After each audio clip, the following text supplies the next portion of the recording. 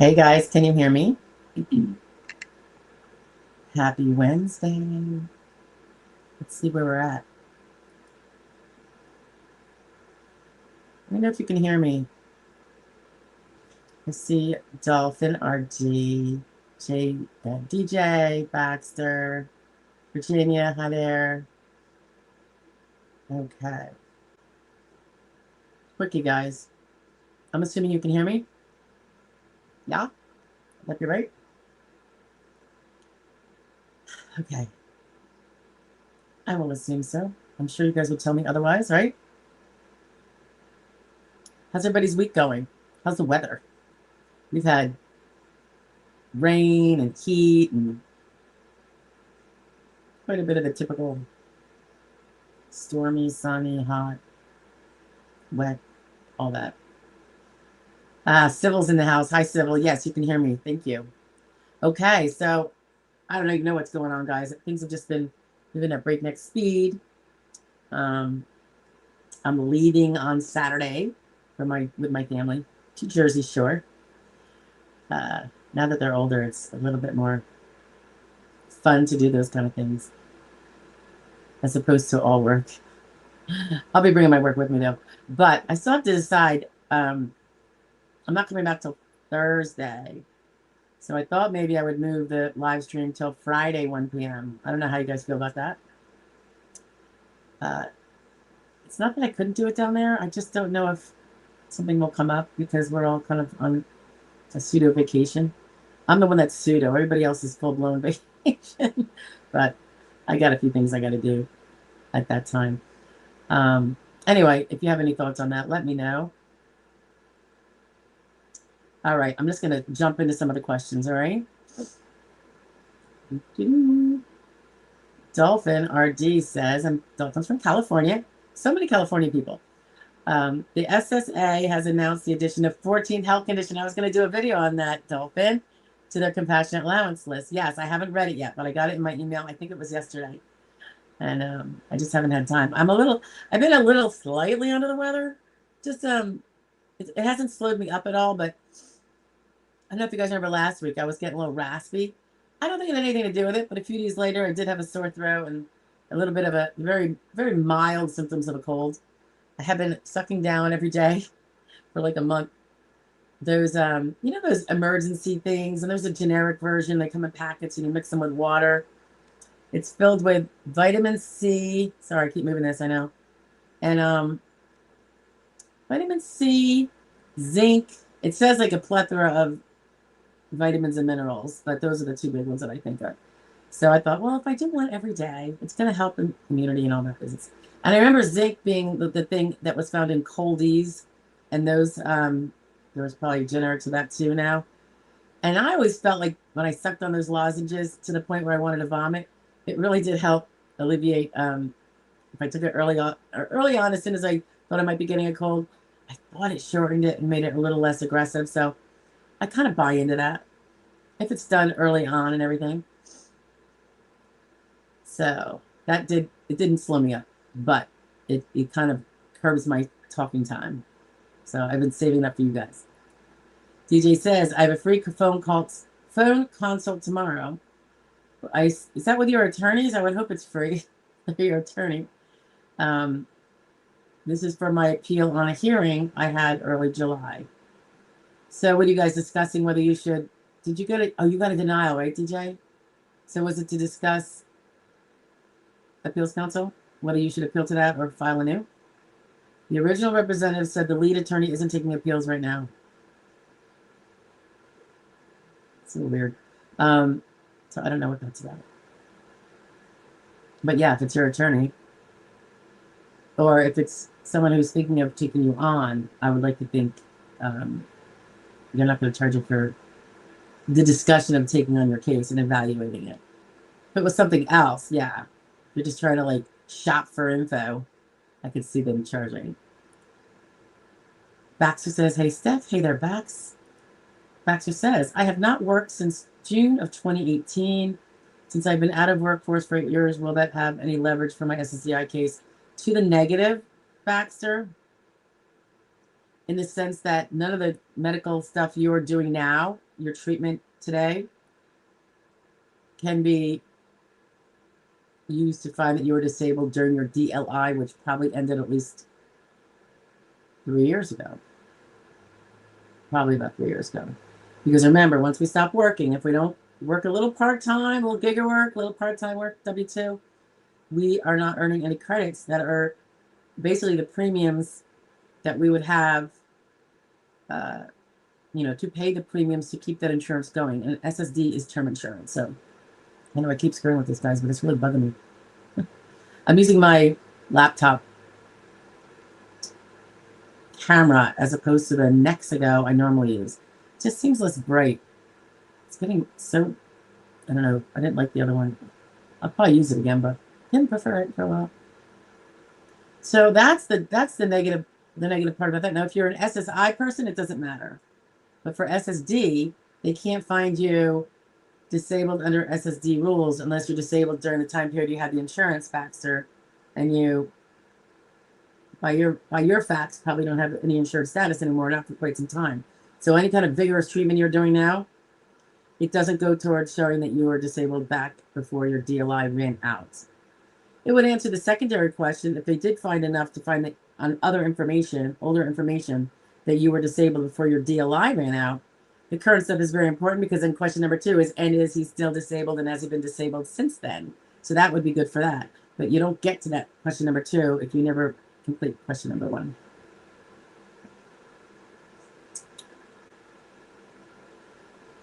Good afternoon, Virginia, to you too, my dear. Baxter says, I have a 10-year documentation of memory loss from neurologists and PCP. I have abnormal findings on EEG and MRI results in a negative manner for me, but good for SSDI case. Good for SSDI case if it's back when you were still insured. So you always got to look at all the dates of all the treatments and where they fall, amongst the many other things. And that would go potentially towards keeping you away from a skilled job, that you might not be able to successfully do it, but it would not necessarily impede unskilled jobs, like a third grader job, that a kid could do. And that's kind of what we have to do. Virginia says, what happens at appeals council if it receives back from a remanded case for SSI, now 53, was 49 at the time, from California. So you got a remand on an SSI case. So no SSD at all, right? No Social Security. Appeals, so it gets remanded. Appeals council reviews it. Very rarely are they going to flip it and say a win, but they might. So let's say if the decision of the judge was at age 49, when he made that decision, you were 49, and he used 49 rules. And if at that time he said, she's subject to only sedentary work could she do, maybe unskilled, and has no, or at the time you lost because you could do sedentary work and maybe even your prior job, if it was sedentary, unskilled, whatever, or any other job like that, that you could fit into. And now you're 53, and now if you're sedentary, you can potentially grid.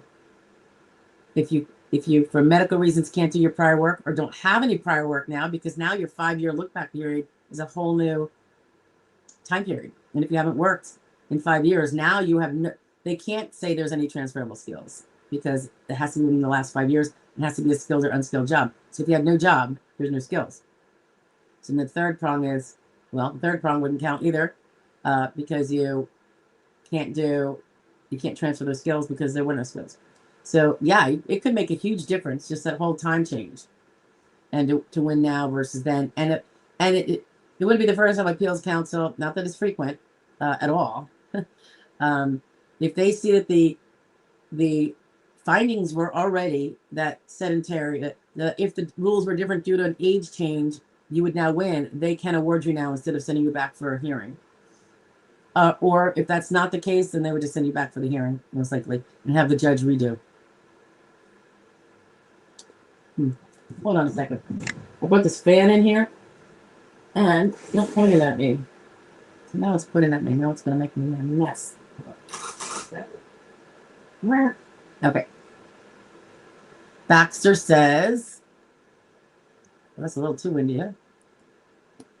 2023 SSA psychologist stated I have memory loss. Yep, we saw that before, Bax. That is memory loss. I'm just kidding. Sorry, guys. I gotta move this. I'm hoping it won't. It's warm in here, but I don't want to be blown out. The seizure disorder.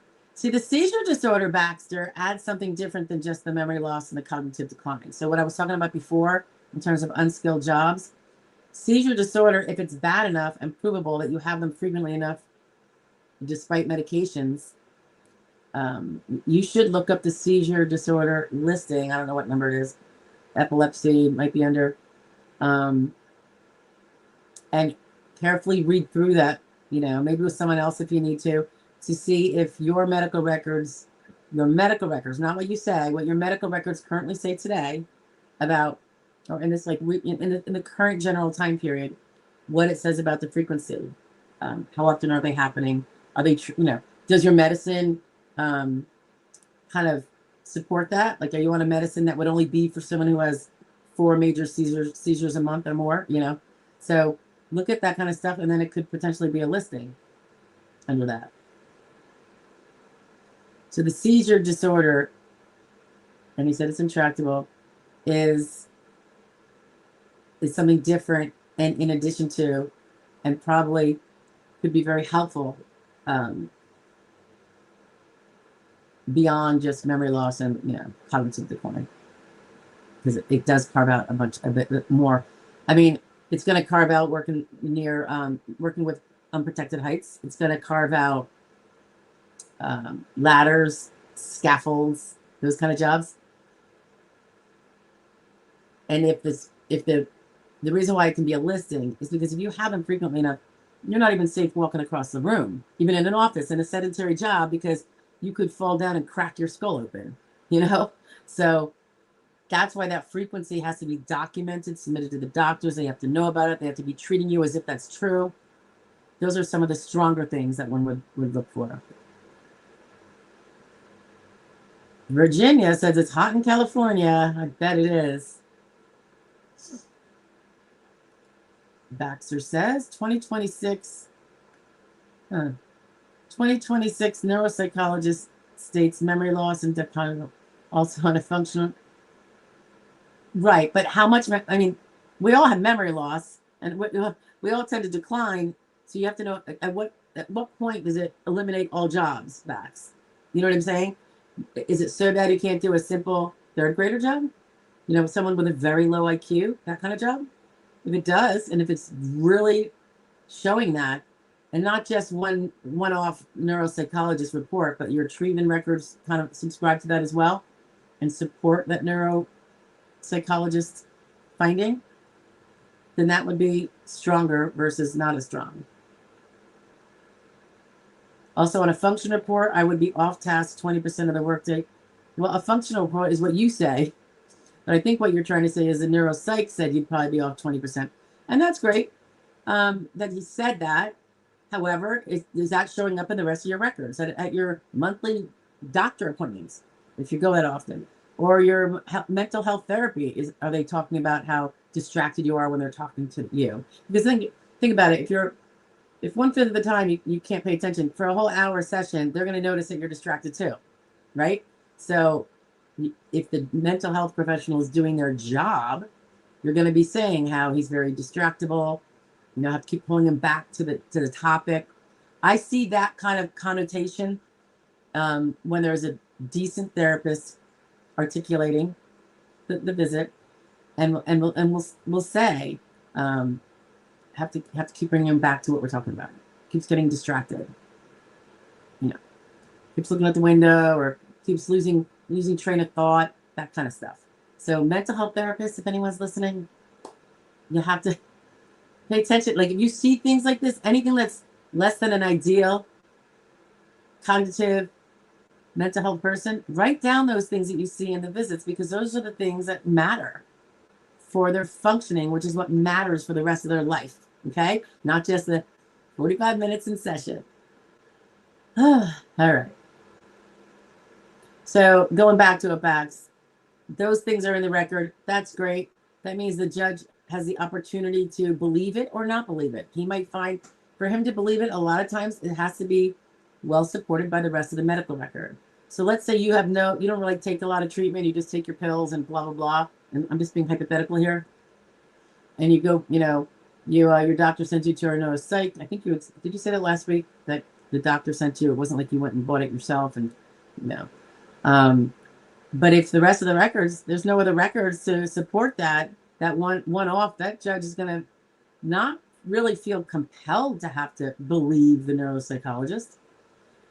The more it's supported by the durational, because by the way, there's a 12-month duration too.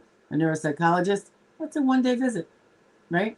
So the what you guys do day to day in terms of taking care of or pursuing improvement or palliative care or whatever is going to result in evidence anyway, that is what is going to be the strength of your case, more so than a one-hit wonder.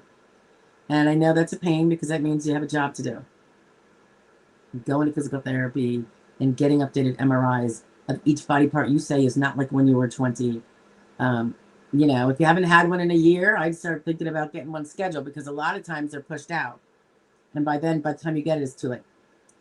Can't be used after the hearing or whatever. Our Willie's in the house. Happy Wednesday to you too. Baxter says, I also take 5 milligrams Valium. And at that time, I was taking 20 milligrams of Norco daily for back pain. Can the ALJ overlook any of this? They don't overlook it. They just find that it brings you to a... So, what is the back pain? I mean, I don't know. Does that mean you can't breathe? No, you're clearly breathing. So it's not that bad. So what level is it? And would it obliterate all jobs? And will the combination of the mental, the cognitive, the seizures, and the back pain, although it sounds like you don't have to take as much pain medicine anymore, you said at the time you were taking it, will that all combine to convince someone that you couldn't do that third grader easy job? As what, you can't do the other 11,999, but could you do that one that's left that's in substantial numbers in the economy? It's always the totality of the evidence, and it's all about functioning, not about how you feel, how much you say it hurts, which I know to be true, but what I know doesn't matter, right? So it's what, there's something to be said for our actions speak louder than our words. So if we're talking about pain, but we're not willing to pursue conservative therapies that are kind of standard for that kind of condition or recommended by our doctor. Some people say, well, my doctor didn't mention it, so I haven't done anything.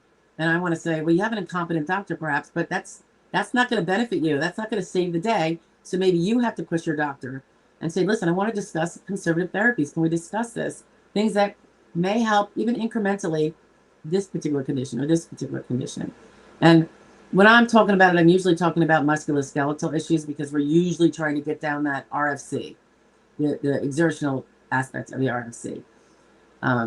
But, I've seen it way too often where someone says, my doctor didn't say I should do that. Well, did you ask him? I mean, come on. We all know the doctors don't hop to it. They do what they have to do to, get through the workday and do the basics. But some of them are very good and do suggest things, and then some don't. And I don't know if it has to do with the interpersonal relationship between a patient and a doctor. If a patient is normally grumpy about something, does a doctor stop suggesting? Or if or if you suggested it 3 years ago 10 times and the patient, like me, didn't follow up, do they stop suggesting? Maybe, So you have to do it. You have to be your own advocate with your medical treatment. And I say this from a position of the legal evidence, not as a replacement for your medical judgment after speaking with your doctor, of course. But you're going to be left with what you're left with if you don't get proactive. And then it's really, I'm sorry, but only you to blame if that ends up happening. I'm not talking about you, Baxter. I know you're diligent. Okay, I'm speaking generally to everybody because I see it too often. People are just, we're very passive, particularly when we see the white coats. Like they know everything. We're in safe hands now. Well, I kind of don't feel that way, but you know, we have to push for what we want. Think about how you did it if you're a parent, or would do it if you were a parent. If that was your child and you thought the doctor would be suggesting something, or at least inquiring, and they mum's the word and they shuffle you right out again, you'd be standing up whining. You'd be weaching about it, because you're gonna do what has to, you're gonna be the advocate for your child, because you know your child can't do it. You got to do the same for yourself. Sometimes people are marrying a spouse because their spouse is better at doing that kind of stuff. I see a lot of wives that come in and take control of the situation when the husband is the type that's not the complainer, and then, you know, maybe doesn't remember how much pain he was in last week, or just, you know, some a lot of guys and ladies too, but particularly the working, you know, the worker mentality. You push through it for so long. You didn't go to the doctor because you were working, you know, very, very few doctor appointments. And when you did, the last thing you're going to do is start connection about that. You're talking about something else. Maybe it's the blood pressure medicine or something a little bit more passive that isn't going to really affect your SSD case, but it's important for your overall health. So I think it's very hard for many people to start being the vocal complainer. And when I say complainer, I mean medical complaints. It's not like you're a whiner baby, but you might feel like it because you're not used to doing that. Sometimes that's where it's good to bring in that family member who can do a lot of the speaking when you're kind of quiet. I know I do it with my husband. When he had some really serious life-threatening things going on a couple years ago, because I was afraid he was going to forget relevant things. And 2 ears are better than one set of ears, particularly the one who's the patient, who's a little nervous and stuff. So, no, gotta have a little teamwork. Virginia says, how long does it take a CE to get back to the SSA? Usually, Virginia, I see them pretty quick, within like a week, but not always. I've seen them be longer. I have one guy now who had a CE in June, and there's still no result in his case. Personally, of course, I think it should be a win, but, you know, what do I know?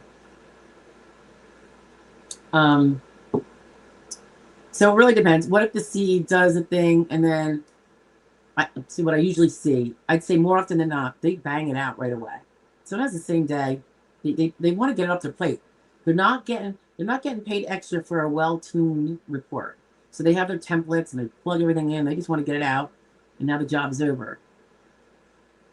And then the SSA at that point, usually it goes at that point to the medical expert to determine, okay, well, now we have all the medical evidence. What is the RFC for this person?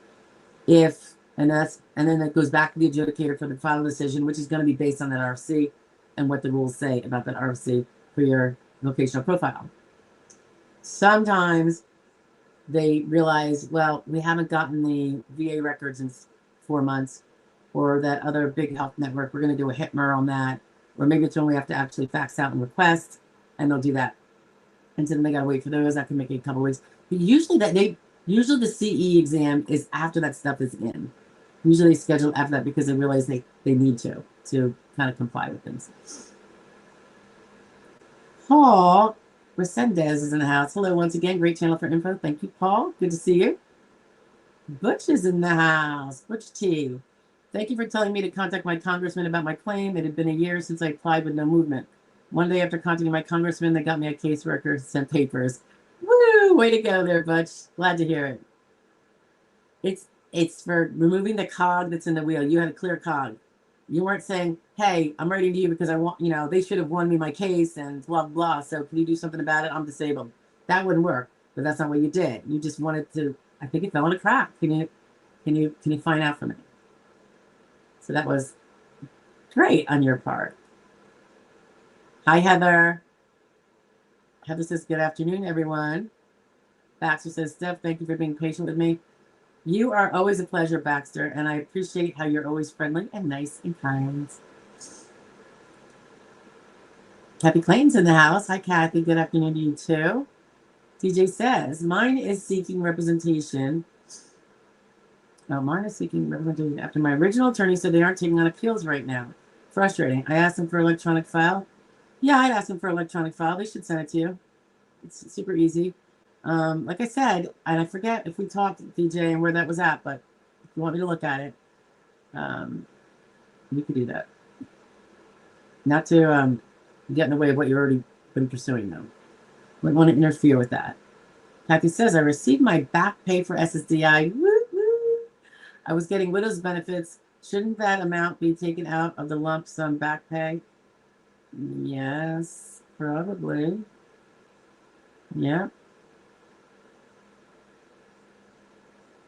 You don't think it was taken out, Kat?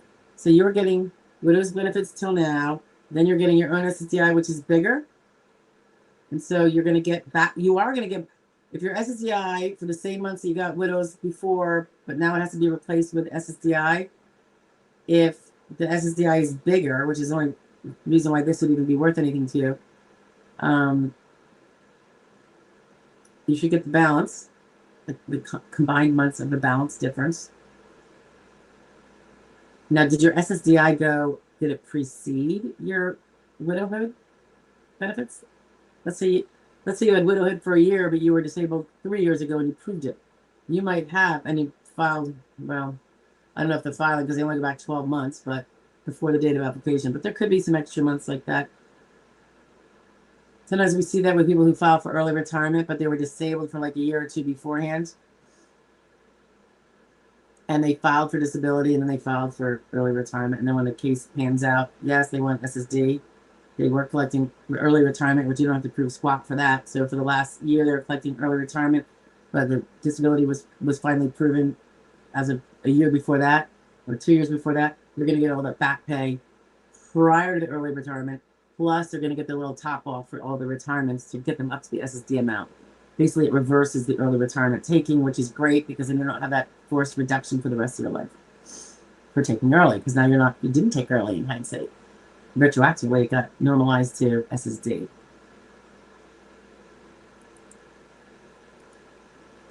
Kathy says, my calculations, oops, that North, ooh, yeah. I have a case where I don't think they took out the attorney's fees. It's not typical, they screw up. So I just let the client know, don't be spent, I always say you can send it and it goes into trust. Send the 25% and it'll go to trust. And we can only then accept it as a fee anyway, once we get the approval letter from the SSA. If they disapprove for some reason, which would never happen, but if they did, I'd have to send it all back to the client. If they approved only a portion of that for some weird reason, which I wouldn't expect, then the same thing. But this client didn't care to do that. So, I did give the heads up that, just make sure that you don't spend that, because when the letter comes down and you don't send it forthrightly, it's going to be an overpayment, I believe. And now you're going to be dealing with an overpayment unless you. And the thing is, you don't really want that cog in your wheel, even though you could remedy it that week. By the time they get wind of it being remedied, who knows? Like, an overpayment is like that cog in the wheel that we don't ever want. You just don't want to play games. So, but to each his own. I mean, it is their rights. I just think it's not the wisest thing. Don Cience. Don Cience? How are you, Don? Wanted to update you on my award. CDR says 5 to 7 years. I'll be 59 in September. What are your thoughts on this? Well, you got your award. You'll be 59. Did we talk about this? Was that last week? So you will be mid to late 60s. Well, you'll be 59.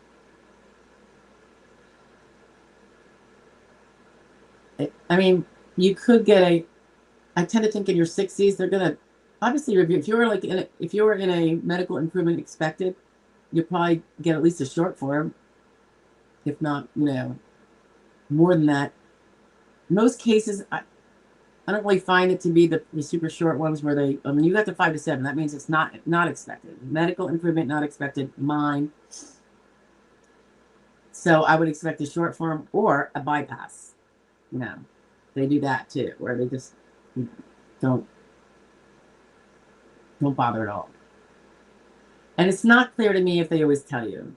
And it would be nice if they said, you're scheduled for a CDR. We do not believe we need to do that at this time. So carry on. I just talked to someone this week. I don't know, where was it? Must have been on one of the posts. Was it this morning? That they got bypassed like that. Oh, I think it was someone I did a consult for. Yeah, so maybe we did the short form. I forget. Or the long form.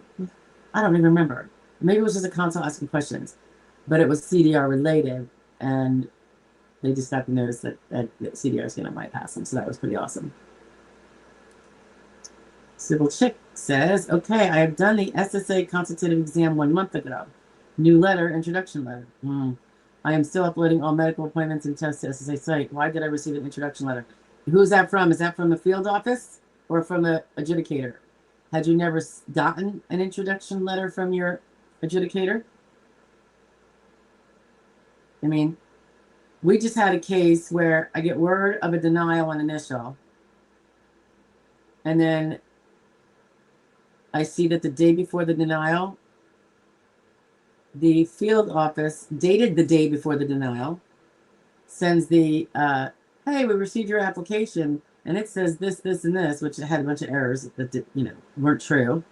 But so like if they never actually did a thorough workup medically, I don't think, but so obviously we have to appeal. But I mean, months later, 3 months later, they said, or 2.5 months later, they send a letter saying that they got the application.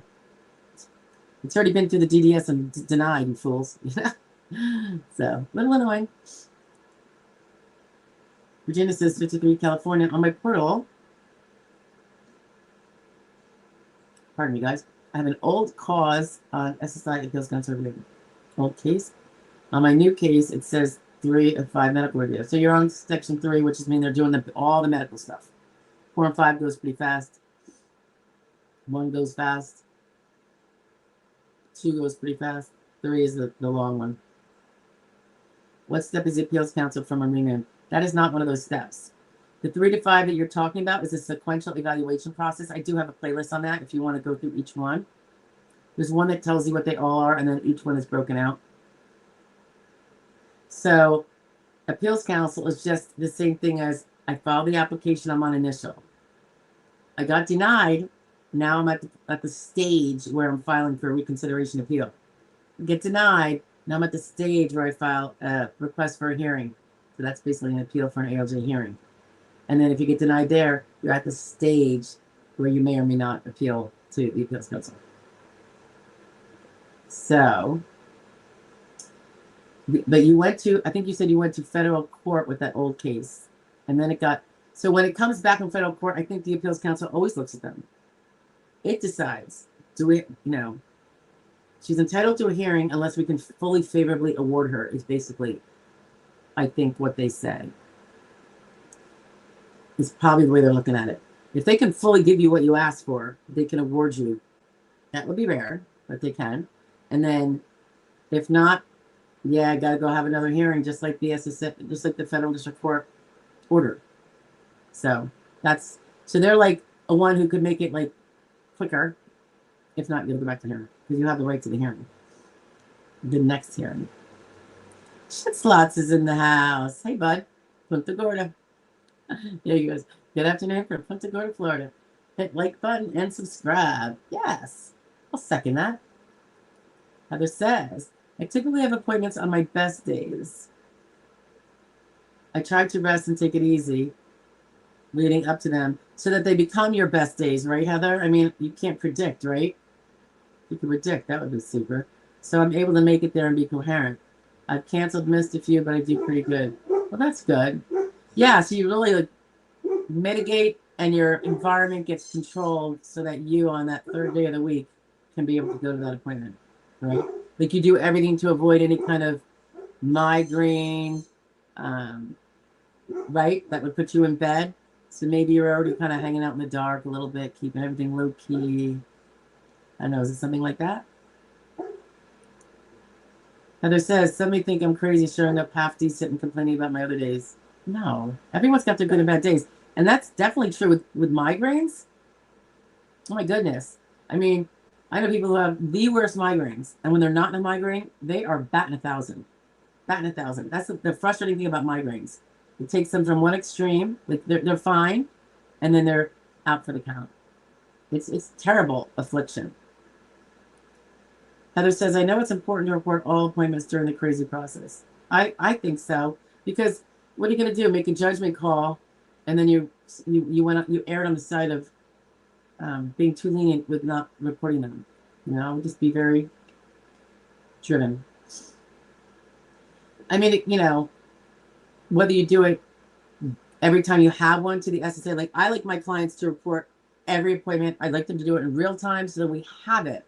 Because if it's a day we're shooting out letters or phone calls to the adjudicators, you want that information in front of us. So if you're like delaying all month, well, guess what? You're going to get missed. So, we can go as fast as you go. And if someone has a bunch, we're going to send out the information, even if it wouldn't have been a day. We're doing it just like a quick review for everybody, because we see that one comes in. But you don't necessarily want to be shooting a letter to the adjudicator for one appointment unless it's of great magnitude, of course. So, like for us, we like to see, when we're always like, when you get back and you're relaxed at home, just hop into the portal. They can do it on their phone. The date, of the appointment, who it was with, what street are they at, so we know which office. And what it was for. So it's A, B, C, D. A, B, C, yeah. And what it was for. If it's just like a annual exam, it's not really like a major thing. If it's like a surgical consult, we're going to be hopping on that right away because that's going to have a bigger, impact. So it's worth bugging the adjudicator, potentially, urging her to go get that, or at least letting her know about it. Heather says, therefore, I suppose I shouldn't even ask this question. You can always ask, but I want to make sure. Does that also include random urgent care appointments for things like my poison attack? Yes, I think everything. That way you don't have to think about it. You don't have to, take the gamble or evaluate. I like to have everything, and I'm talking everything. Some people go, well, I didn't include my my gynecological doctor in my stuff because, that's not my disability. But it's really can be really have some good nuggets of information, because a lot of times with this is for the ladies in the group, guys, with the gyno, you might be, they know you have a bad back, carefully, gingerly getting up on the table. Or you just discuss the bad back, because sometimes the bad back has to do with lady problems, or it's implicated by or worsened by. So when that's mentioned, now we've got yet another doctor where even though they're not even treated for the bad back, they're mentioning the bad back. That just gave a lot more credence to the bad back, potentially, than would otherwise have been there. So you see how there's what I say? I always say there's a method to our madness. But, you don't want to, out of laziness, and I don't mean you guys, but like even on our side, like never should laziness or, do I have to do that again? Because, it's just this kind of appointment. That some of the nuggets come out of just these kind of appointments. Same with urgent cares. Someone goes for poison ivy, but, the lady notices that their blood pressure, well, I'm not going to send you to the ER, but it's through the roof, or you walk with an intelligent gait, or your knee is all swollen out to there, or you couldn't get up on the table because of the back, even though you were there for the back. All these things can come up. Yeah. I'm the only attorney here, Deej. Everyone else is just the team. The team players. Kathy says, and again, it has to go through eval. So I thought you sent me one once, but I don't know, it's probably archived. So just send it again. So don't hold me to it, and don't kick anyone to the curb. Let us take a look, okay? See if we have openings in that particular category. Because we do like to do first in, first out, so it's fair. Kathy Clayton says it didn't. Widows was January 1st, 2025. Disability on set approval was a year later. Okay. Yeah, I think they should take, I think widows would be taken out. It would be an offset, and they'd give you the balance. So if they didn't do that, you might want to make a phone call. Or if you're not sure they did it, I mean, it's probably not the most complicated of math, but, if you're not positive, I would definitely call them before you spend the back benefits. Otherwise, they're going to have to give you an overpayment, and then withholds from your future benefits. And that's a little nerve-wracking, you know? Antoine, how you doing? I'm applying for SSDI. This is my second time getting denied, but they're going to appeal it. Do you have any info on what I should do to get it this time? I have no idea what your impairments are, so I can't really give you specific suggestions, Antoine. But your lawyers would probably tell you, treat for, well, here's what I usually tell people. Treat for everything, every body part and joint that is not as fit, strong, fast, comfortable as it was when you were 20. I don't know how old you are, Antoine, so that changes things up considerably. I don't know your vocational profile, that changes things up considerably. But the big broad picture is treat, you know, and be medically compliant and treat your impairments like the disabling ones you claim they are. All right. So inconvenience, yes, of course. Getting proofs in any case is. I mean, it's what I've been doing for decades, so I know what an inconvenience it is to pursue evidence. Pain, but you got to do it. It's like, how do you expect a puzzle to be put together if you don't get all the parts and put them together? Happy says, I put it all in my savings. Good for you. I'm too scared to spend until a award letter comes. I agree. I do, boy, want an overpayment. You don't want an overpayment. No, you don't. I mean, you could survive an overpayment for sure, but it's stressful. And if they have to reduce your future benefits, that's not going to be comfortable, you know, to pay it back. So best just to take care of it off the bat, I think. Virginia says, 53 California, my CE was 522. Yeah, that's long. Did we talk about that last week, Virginia? That's pretty long. Have you spoken to, you have an attorney, maybe I want to ask your attorney, but, you know, they could look at, you have an attorney, they can look in the file and see what's going on. Has more evidence been coming in? They can see what evidence has come in and what day it got in there. So if more evidence is coming in, very possible that that's what's getting reviewed.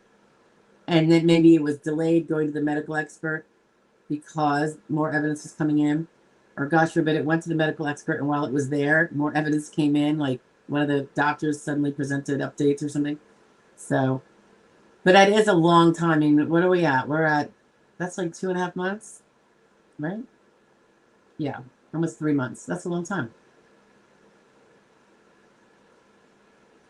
Sybil says, nope, never spoken to my ALJ. No, I think we're talking about adjudicator, right? Not ALJ. Let me just scroll up. Okay, Sybil Chick says, oh, I think that's what you meant. Not ALJ, you meant adjudicator, right, Sybil? She did the SSA consultative exam a month ago. So if you have an attorney, reach out to your attorney. They can tell you what's going on. They can look at it. If you don't, then it's your job to be communicating with your adjudicator. Antoine says, I'm 44, had my leg amputated, and have congested heart failure, taking blood thinners. Okay, you're young. God, I'm sorry about that, Antoine. I'll tell you, a leg amputation is not a de facto, you're disabled from all jobs, as you've probably learned. I would think the congestive heart failure would eliminate maybe medium-level jobs, but maybe not light or sedentary. Leg amputation would not necessarily even eliminate a light job, even though you're on your feet a lot, because if a prosthetic works well, then it's no big shakes, you know. Maybe it would influence whether you could lift heavy things like 100 pounds, but things less than that, maybe not. So there's a lot more to it that has to go into it. I think I told you all once, I had a sepsis amputee case. This is several years ago now. Most bizarre thing ever. Very tragic. And I don't know about you guys, but I'm hearing more and more about sepsis. Like I've known like 3 people in the last year that got it and nearly died. My peers that I grew up with. So very strange. But this is someone else. And the person lost, I want to say 3, like, whether it was 2 feet in a hand or 2 feet a hand and part of the other hand. It was really bad. It was at least a triple, you know. It wasn't up to the, you know, it wasn't high up. It was the extremities. And we had to really fight that case. We didn't have to go to hearing, but it was, you look and you go, oh, I mean, I know just like as people were like, oh my God, of course a person's disabled. But you got to remember the law has to be met specifically. 12 months. People in 12 months can get a prosthetic that works wonders for them. Then there's people that prosthetics don't even work for, particularly when it's the legs and all that weight bearing stuff. It took a little bit. I don't know that we had to appeal for recon, but it was I just remember being a little bit more naive about it, you know, and you know, you live and you learn, but you still have to, you got to prove your stuff. I had another fellow that was a leg amputee. And in that case, the prosthetic was never working right. It wasn't it was like it was inconsistent with him. Like it would aggravate the skin and the skin would get all irritated and erupted. And I mean, what a horrible place to be in, right? You can't wear something that's going to hurt, you know? So eventually it did work out okay, but that took a bit of a while too. No hearing was necessary, but I think it was a recon, I think. Civil Chick says, DDS with the original ALJ person. I think you mean adjudicator. ALJ is administrative law judge. I don't think that's what you're talking about. I think you mean adjudicator. So that would be like an ADJ if you wanted to abbreviate it.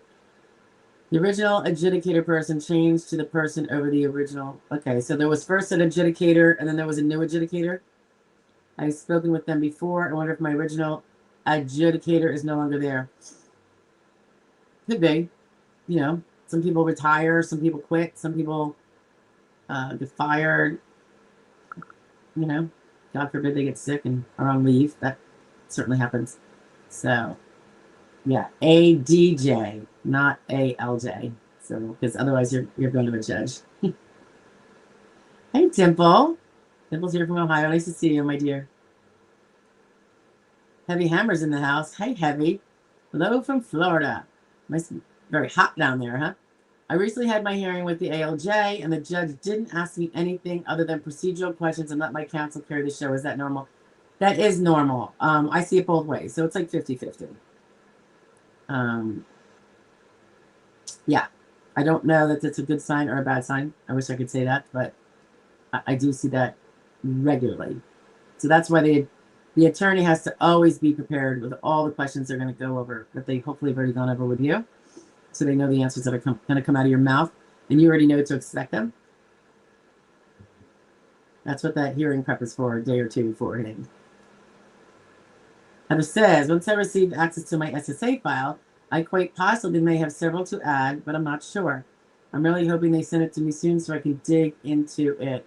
Yes, and once your attorney gets on board, they will have access to it. So that sometimes works faster than if you're asking the SSA for it. Yeah, so let's see about that one. Because the attorney will get it from the ERA as soon as they get connected to the file. Lisa Simpkins says, hi, Lisa. I don't think we've met. I plan to file at 62. So you plan to file for early retirement and take the permanent discounted rate, cut off the top 30%, right? And my husband at 70. So he gets an extra 30% on his, right?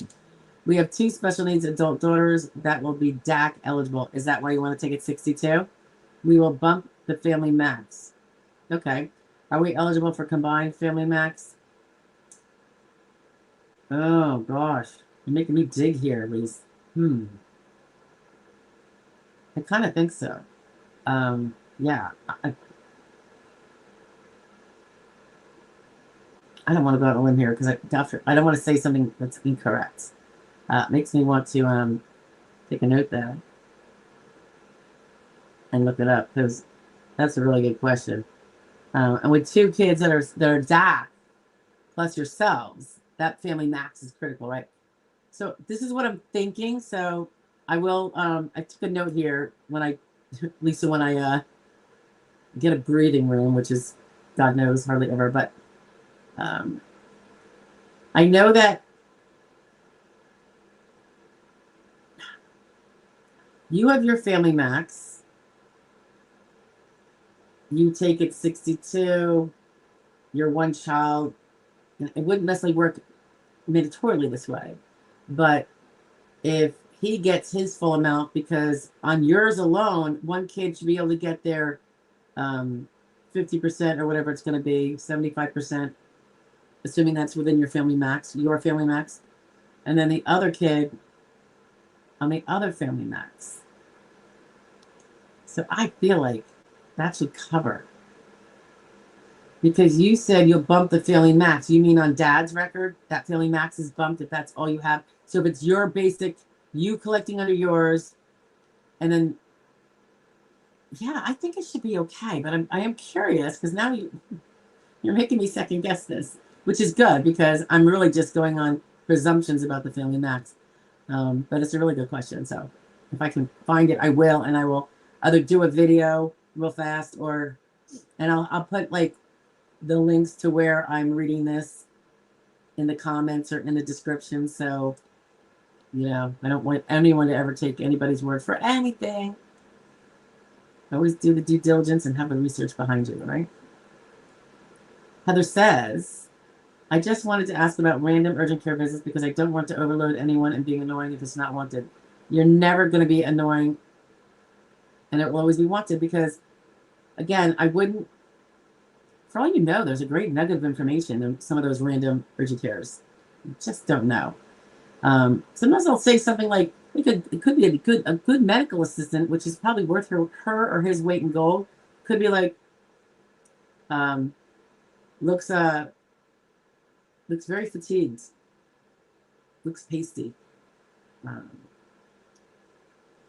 having difficulty with the lights in here. Like, you know, the lights seem to be causing her pain. You could find these, and you weren't in there for like the migraine that's brewing. You're in there for, you got a cut on your finger and you need, stitches or something. So it can be really helpful. And every little crumb, I always say, it's like a bunch of crumbs that build up the cake. It's never going to be one thing. Like, people go into it sometimes and they're like, well, I have this, so I'm in like Flynn. I'm like, no, not so much. Not so much. Baxter says, my SSA CE exam showed significant difficulty with rote tasks up and down. See, that was a CE exam. I like that, Baxter. Rote tasks up, down, left, right, adaptability, and stated I may need someone to handle my funds in the future. I think that's a really strong CE exam. You might get a representative payee as a result, but, or at the time, if you prevail and you don't think you need a CE, a rep payee, let's say you have your memory's, gone sideways, right? But if you have everything on auto pay through the bank, through the online stuff, that's a great assistance. And that, I think, can really be used to help people who do not want a rep payee and really don't need one because of auto pay. Because the only danger was they were going to forget bills. You did auto pay. So one can use that. A lot of times the field office is going to make the judgment call after the fact, and they'll have you come in. And it's kind of interesting because I think it's just like these late people clerks eyeballing you. So go in there like a semi-normal person when you do it, and just speak and say, I came in because I had an appointment about the representative pay. I don't believe I need one. My bills I have them all set up through auto pay. So I don't have that problem. I may have, forgetfulness, but it doesn't pertain to my bills. So, and then you see, sometimes people get a letter from their PCP saying she's got a lot of disabilities, but she doesn't need someone handling her money. I mean, memory's a tough one, though. They might be like, really? But that's where I think auto pay can be a bit of a crumb in your favor on that part. Hey, CG. He says, hey, late, but got here. Good for you. Good for us, actually. Got call from SSA confirming received documents I mailed, so moving forward at least. Ah, very good. That was nice of them. Really. Baxter says, neuropsych stated for me to use calendars, alarms, reminders of time. SSA psychologist states I have severe difficulty rote task, and rote, guys, means repetitive, simple stuff, right, Baxter? Yep. Does this show difficulty? Yeah, it sure shows difficulty. Shit slots. I love that name. I have had 6 spine surgeries, 7 in 2 months. I'm finally able to go to gym to work out legs a little. Will SSA use AI to check if people are going to gym? How are they going to use AI to check if you're going to the gym? You know, I wouldn't worry about it. If you end up having a CDR where you're filling out a function report and you tell them that you go to the gym and that you pump iron, 3 hours a day, they're going to know about it. Will it affect your case? I don't know, because I don't know, the parameters of your case. But if your doctor says, I think you need to work on your legs, it'll help you maintain your stability as baseline or whatever, and your strength as we get older, which is something everyone should do, right? I don't think that's going to hurt. But when you go to the doctor, don't be, some people are like all ego and like, oh, I've been benching, I don't know, what would be a good, I've been benching 300, doc, I just won the award at the contest, at the county fair for being able to bench the most. That could really not be helpful. But doing, I would also maybe express them in strength training exercises instead of pumping iron, the way we say things. And it's true. I mean, I do it right now since like May, because I really need to get certain body parts stronger. And I refer to it as physical therapy. It's technically personal training 3 times a week. It kills me. But I refer to it as physical therapy because it is building things that have gotten really decompensated. And important for my future in terms of independence in my home and all that. I mean, I'm getting up there in age, and I just want that. I don't want to be that person if I can avoid it. I know there's so many other things that could take me out, but I don't want it to be because I've been sitting on my butt in this chair for 30 years as my job. So not nearly active enough like I was when I was young. And for 30 years, not being active enough. And I know we discussed the things that happen to the body when it happens. The butt problem, the tailbone problem, the seat bones, as they say, and also the neck thing. And I always have to think about it, where people that sit at a desk get that turtle syndrome, which I did that. And I kind of self-treated, but I followed a lot of directions that I learned of with some astute research, and I got it fixed. It took a long time. It took months and months of conscientious, intentional doings, but it didn't take. And the only reason I do the physical therapy is because I don't have the motivation to go do it myself, join a gym and go. I tried doing that since I was 18, and I fail every time. I quit. I'm not a good gym motivated person. But when I have these people waiting for me and I paid out the nose for it, and it's actually semi-private, so like I have a new friend. She's really cool, someone my age, and so there's like it's not all young kids. In fact, because it's personal training, there's really not anybody super young usually, because who can afford it? I could never afford it. So at this point, I think it's a substitute for true physical therapy copays. So probably this is cheaper, actually, and way more fun. Let's see. Sybil Chick says, crazy acronym is glad you can understand me. I got it from your context. No worries. Heavy Hammer says, thank you for your time. My pleasure. Thanks for stopping in. Any questions anytime, Heavy? Dimple says, does sedentary grid include any weight limits? Oh, yes. No more than 10 pounds. Which is a little frustrating because I see a lot, doctors' offices, particularly if they're somehow associated to do a lot of workers' comp type of stuff, they will always pop things up to 25, which is not even under light. That's medium level work. It's not technically heavy work, which is higher than that, but between 20 and 1 ounce and 50 pounds is medium level work. It's not even light work. Light work is 10 to 20. Sedentary work is negligible, low, 1 pound to 10 pounds. So when they throw the 25, I'm like, are you kidding me? Have you ever tried to lift 25 pounds repeatedly when you're got back problems or arm problems or neck problems or hand problems? It's not really something that you can do for long. Yeah, Heather, Tasha isn't here today, or I'd ask her if she has access to my file yet. Haha. I'll send a message in the portal to see if there's anything available yet. Okay, you could do that. Yeah, Tasha is out there. I was going to bring her in, and then when I went to get her, she was kind of like snooty to me. So I said, all right, good. And I closed the door. I could, you stay here. Because I didn't have time to play around like that. She was just in a grumpy mood, so I let her blow off some steam. Virginia says, from 2013 to now, ended up having ANA, anti-dsDNA, lupus, fibro, inflammatory arthritis, oh my goodness, hypertension, type 2 diabetes, bilateral carpal tunnel, bilateral, and you're so young. Didn't you ever wonder why we're getting so sick? Just throwing it out there. Yeah, I think you definitely have a chance. Don't give up, Virginia. I'm always worried about the DLI, so keep an eye on your DLI. If it's breathing down your neck, do something about it. Because in time, I think you would definitely, if not now, with proper work and, assuming you're still insured for SSD. If you're only SSI, you don't have to worry about the DLI. But I want you guys all to be on Social Security if you can do it. It's better. It's better, in my opinion.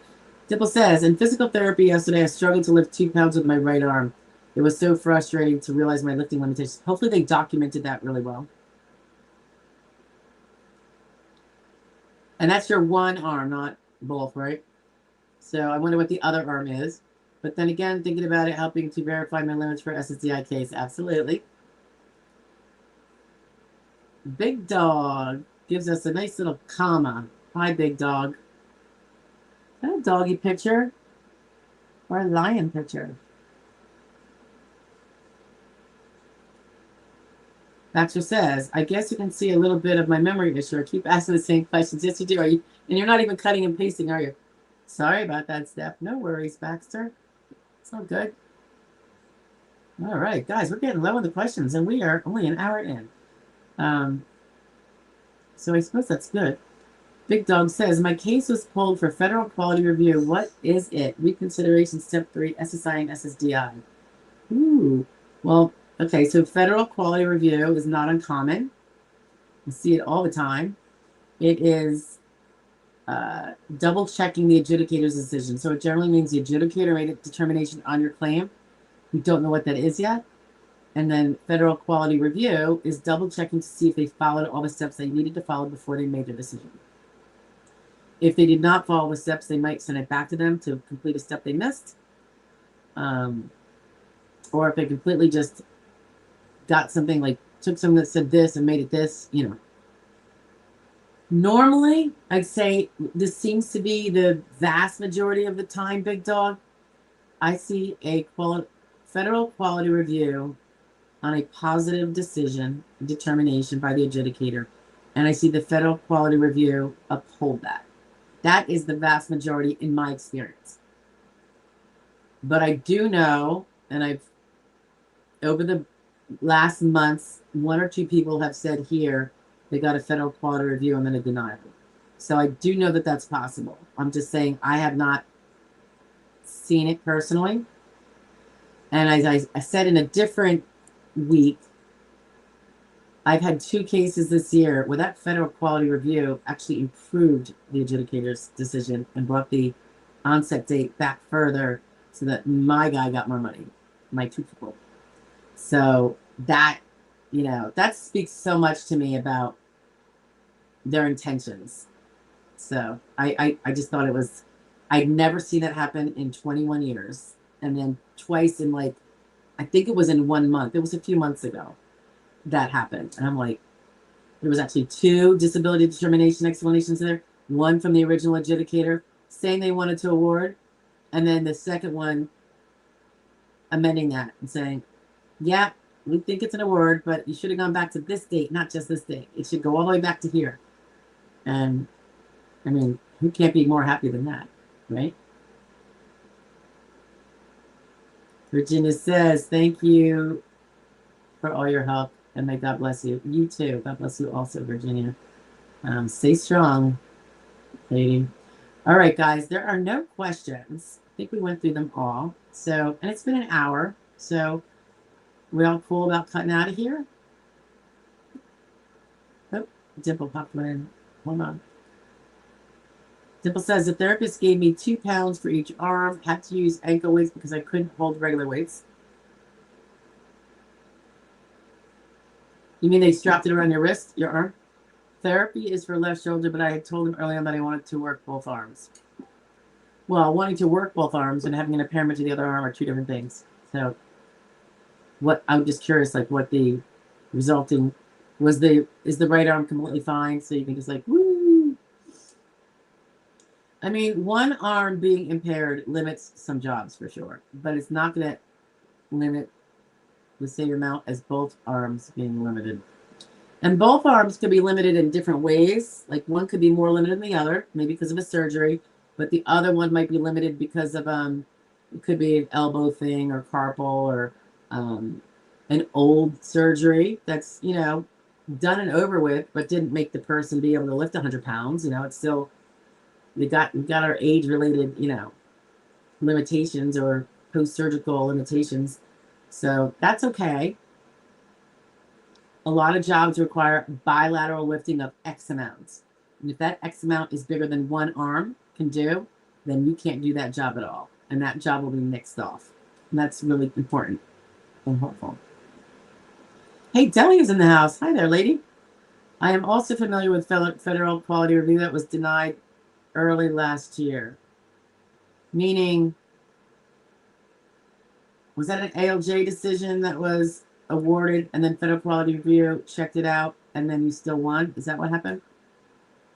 And Delia says, have a great day, everyone.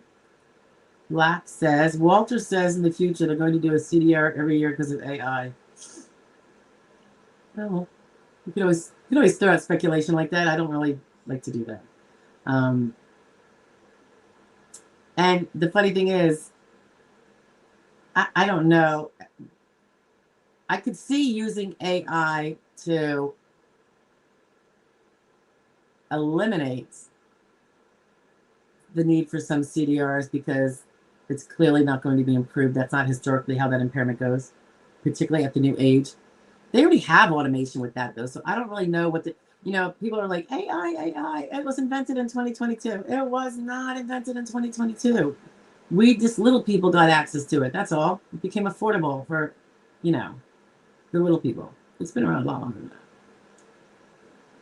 I'm in law firms.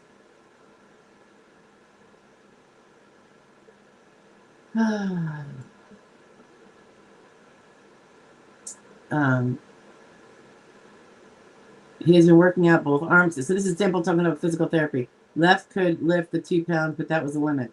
Right. So we're asking what, but the left was the one. Wait, hold on. Which is the one that you just had the surgery on? Refresh me. Let's see. Oh, the right arm. Sorry. Okay. So the right arm. All right. So the left could do the 2 pounds, but could it do 3, 4, 5, 10, 15? How about that? So what it can do doesn't mean it can't do a pound higher. Although, if that's the way the record reflects it, I wouldn't argue. All right. Anybody? All right. So again, nothing's going to change. I think we should change the live stream next week to Friday. I think it's a little confusing, but that way there's going to be no scrambling. So I hope that's cool, everybody. You know, I'd rather do that. I don't want to really skip it. So I'm thinking Friday at 1 p.m. If anybody, let me just post it in here. Next week live stream is on Friday. YouTube travel. It was tempting to do it out there. I'm like, oh, maybe I'll go out on that little deck overlooking the little inlet. And it'll be fun to have a different change of scenery instead of this business.